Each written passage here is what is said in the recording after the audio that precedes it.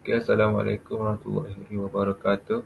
Saya ucapkan kepada Dr. Muhammad Saifuddin bin Suliman selaku pensyarah bagi subjek pengantar topologi dan sosiologi.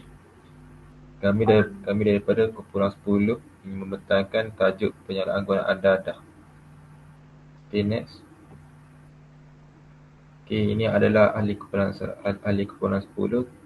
Itu Muhammad Hakimi bin Nurul Huda C21B1839, Auni Akilah binti Abdul Rashid C20A1524, Nolia Syafrinas binti Ahmad C2A1895, Nur Rabiatul Aryani binti Muhammad Nasir C20A1271, Nurin Akilah Syafiqah binti Muhammad Tarmizi C20A1579, Nur Syahirah Izian binti Roslan C21A2015. Okay, saya akan memberi kepada kawan saya untuk membentangkan tajuk pengenalan. Okay, dipersilakan. Terima kasih kepada sahabat saya, Hakimi. Okay, saya akan meneruskan pembentangan dengan pengenalan. Okay, tahap penyalahgunaan dadah di Malaysia telah meningkat dengan banyak sekaligus membawa kepada penciptaan sama ada sesetengah dadah perlu dihalalkan di negara ini atau tidak. Dadah atau drap adalah bahan atau kimia yang digunakan pada tubuh manusia atau haiwan untuk merawat dan mencegah penyakit dan amat berbahaya kepada individu yang menggunakannya kerana mengubah cara minda dan tubuh manusia berfungsi. Dadah sentiasa menjadi bahan dalam berita dan dilaporkan beribu-ribu jenis dadah di seluruh dunia yang digunakan lebih kurang 200 juta manusia untuk berbagai tujuan. Penyalahgunaan dadah membawa kesan negatif dalam tubuh dan pemikiran orang yang terlibat yang boleh memudaratkan kesihatan dari segi fizikal, mental dan emosi serta tingkah laku pengguna apabila digunakan dan harus dielakkan walaupun sesetengah orang menganggap bahawa penyalahgunaan dadah tidak berbahaya. Dadah juga ia mengakibatkan ketagihan, kemerosotan, kesihatan atau kerutuhan akhlak pengguna apabila dimakan atau diminum atau dimasukkan ke dalam badan secara berlebihan dan tidak mengikut had dan peraturan. Seseorang yang menyalahgunakan dadah akan menjadi ketagihan dan terus bergantung hidup kepadanya. Seterusnya saya akan meneruskan pembentangan dengan isu dan perbincangan. Penyalahgunaan dadah adalah memudaratkan kerana ia menggalakkan penularan penyakit berbahaya melalui ubat yang perlu disuntik terus ke dalam badan. Pendera yang mendapati diri mereka berada dalam situasi berkongsi suntikan yang sama untuk mendapatkan dadah dalam badan mereka. Antara penyakit yang boleh dijangkiti ialah HIV atau AIDS dan ini membawa kepada perubahan kekal dalam kehidupan seseorang individu.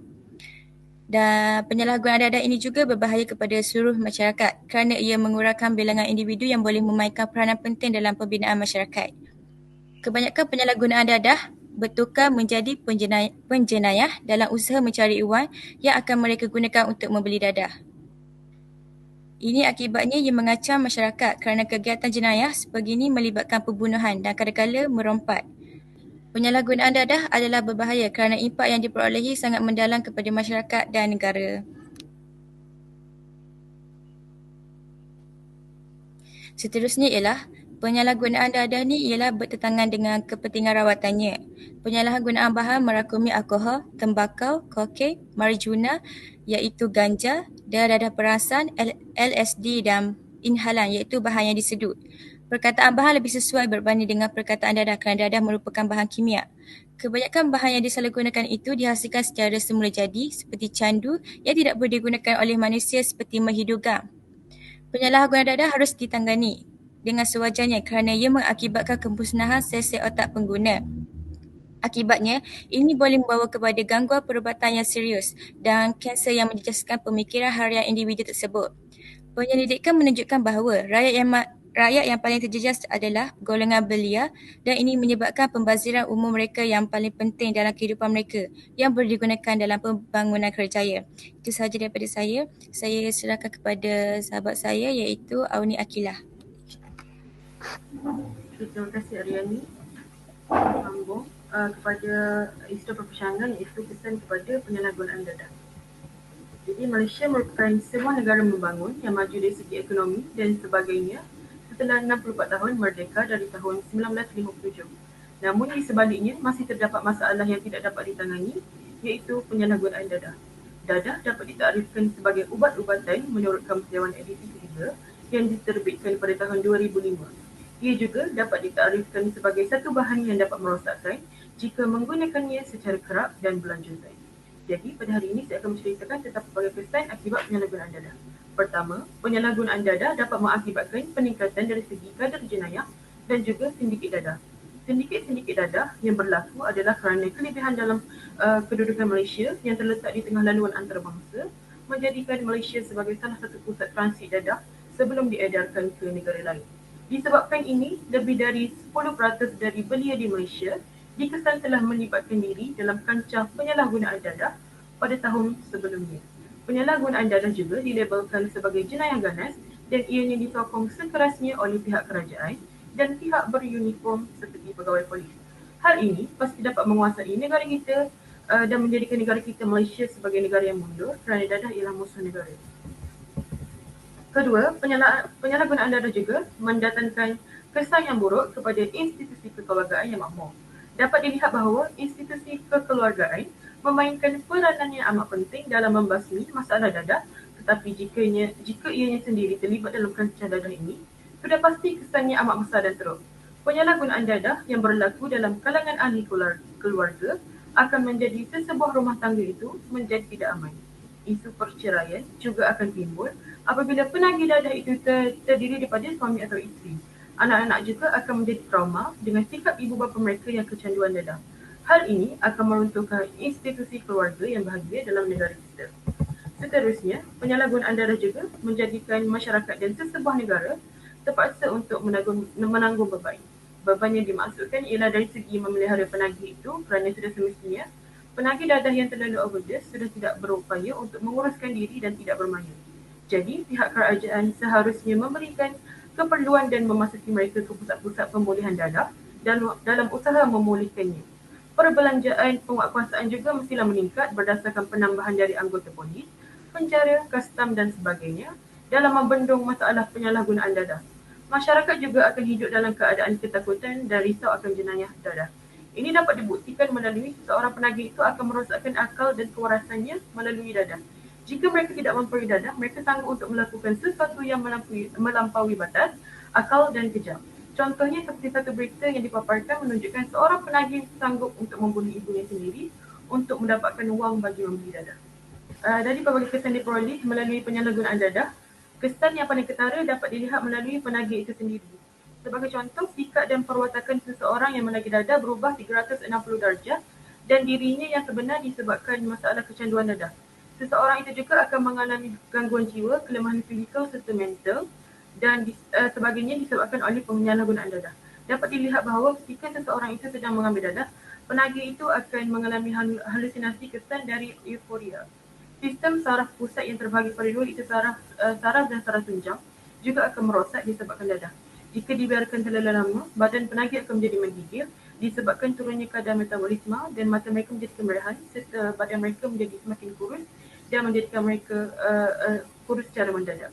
Itu saja daripada saya serahkan kepada yang seterusnya. Okay, Assalamualaikum warahmatullahi wabarakatuh. Saya akan teruskan pembentangan dengan asas teori. Teori yang saya gunakan ialah teori ekologi. Ekologi ni diciptakan oleh ahli biologi Jerman pada tahun 1866 dari kata Yunani eikos iaitu rumah dan juga logos ialah ilmu. Jadi ekologi ni adalah cabang ilmu yang mempelajari kehidupan dan interaksi antara organisma dan lingkungan alam.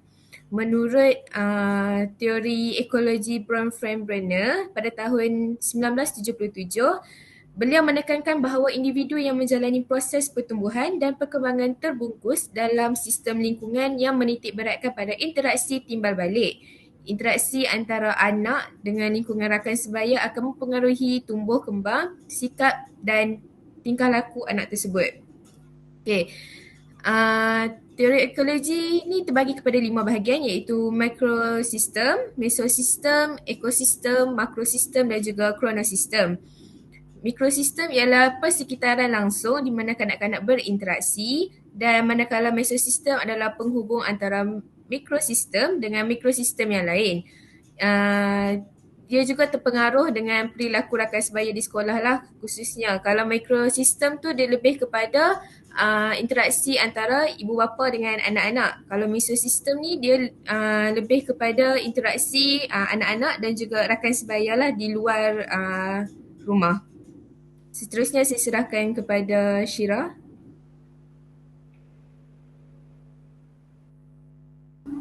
Okey, terima kasih Nurin. Sekarang saya akan sambungkan dengan asas teori seterusnya, iaitu teori tingkah laku. Teori tingkah laku penggunaan bahan terlarang iaitu penyalahgunaan dadah dipelajari dalam bentuk pemerhatian tingkah laku seseorang. Contohnya, remaja boleh belajar untuk menggunakan bahan tersebut dengan memerhatikan tingkah laku orang terdekat. Ianya berlaku kerana penagih dadah tersebut mengambil dadah dengan tujuan untuk mengurangkan perasaan yang tidak baik atau normal, contohnya kemurungan, kebimbangan atau marah, merasa putus asa, rendah diri dan menghilangkan tekanan. Seterusnya, pengukuhan positif dalam tingkah laku berlaku apabila perasaan yang senang maupun gembira yang diperbuat daripada bahan-bahan psikoaktif yang boleh mengakibatkan seseorang itu ketagih terhadap sesuatu bahan. Proses ini juga akan menyebabkan sesuatu peningkatan yang berkemungkinan besar bahawa akan meningkatkan peluang terhadap masyarakat untuk hidup dengan pergantungan terhadap dadah, dan juga ketagihan tingkah laku penyalahgunaan dadah akan dikekalkan dengan berulang-ulang. Terima kasih. Seterusnya. Okay, terima kasih kepada Syahira. Seterusnya saya Nulia Syafinas binti Ahmad akan teruskan dengan cadangan. Yang pertama ialah peranan ibu bapa. Ibu bapa hendaklah memupuk anak-anak mereka dengan didikan moral dan ajaran agama yang secukupnya serta ilmu pengetahuan yang baik agar anak mereka dapat berfikir secara matang dengan membezakan perkara yang baik atau yang buruk. Seperti yang kita tahu, setiap ajaran agama itu adalah boleh dikatakan panduan untuk semua umat manusia menjadi seorang insan yang berakhlak mulia. Ajaran agama ini banyak menerangkan gaya hidup yang dapat diterapkan melalui nilai murni. Jadi ibu bapa perlulah mendidik anak mereka sejak kecil lagi dengan ajaran moral dan didikan agama.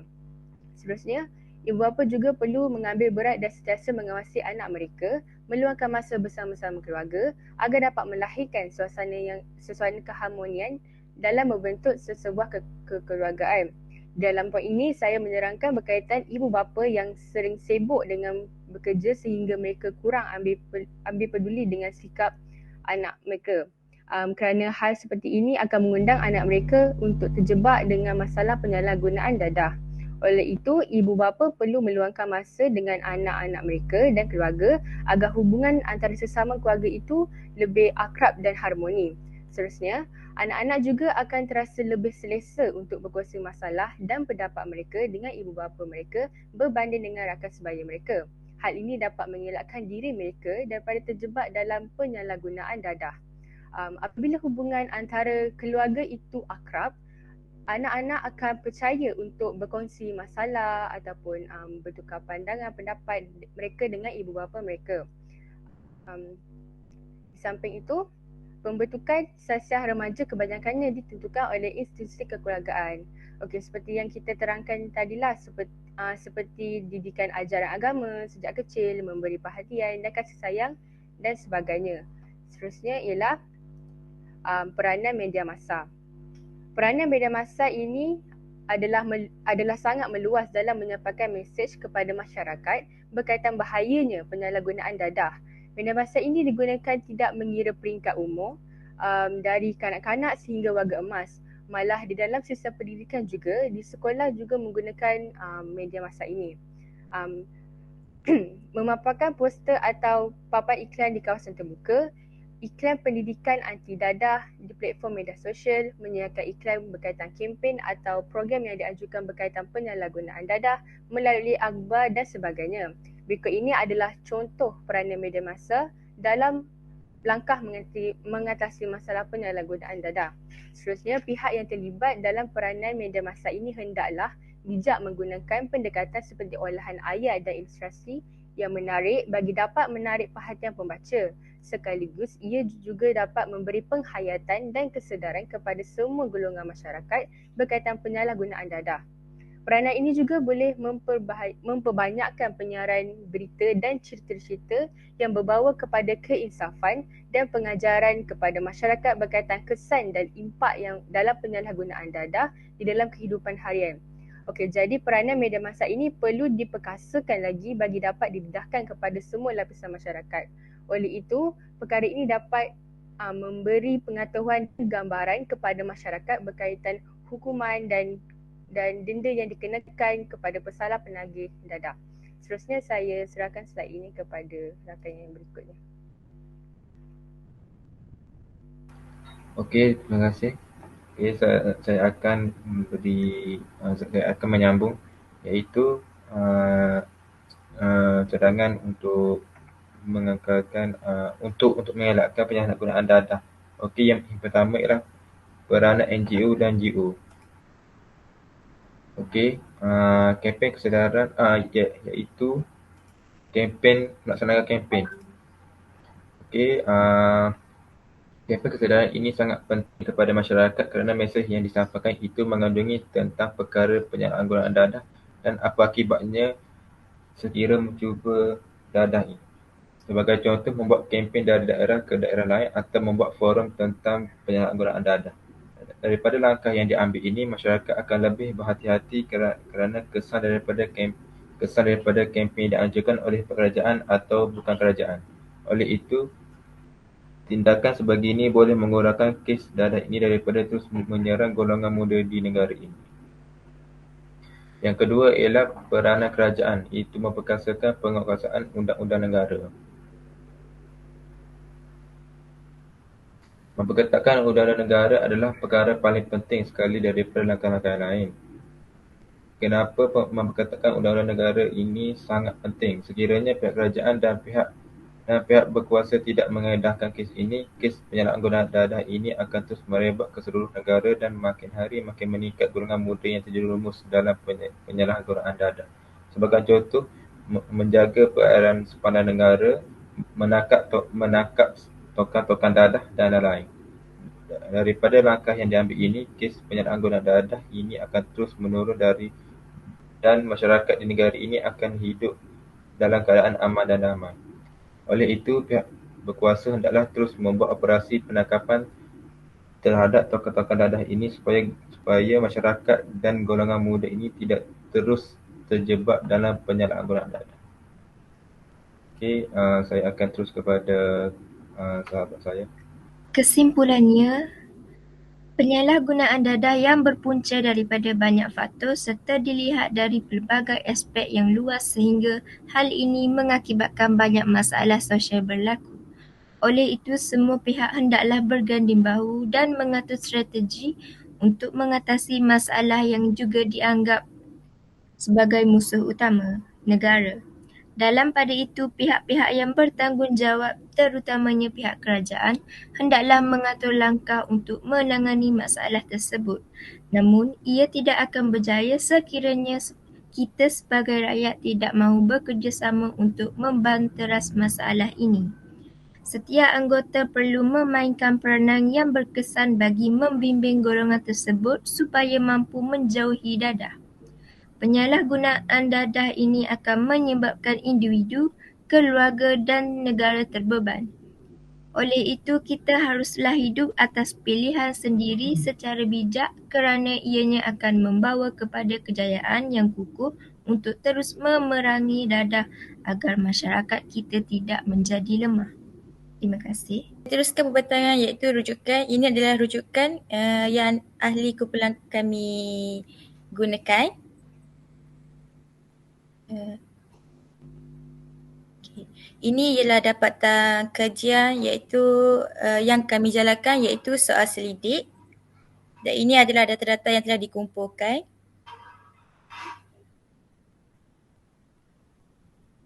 Dan ini adalah lampiran yang kumpulan kami gunakan. Okay, sekian, terima kasih.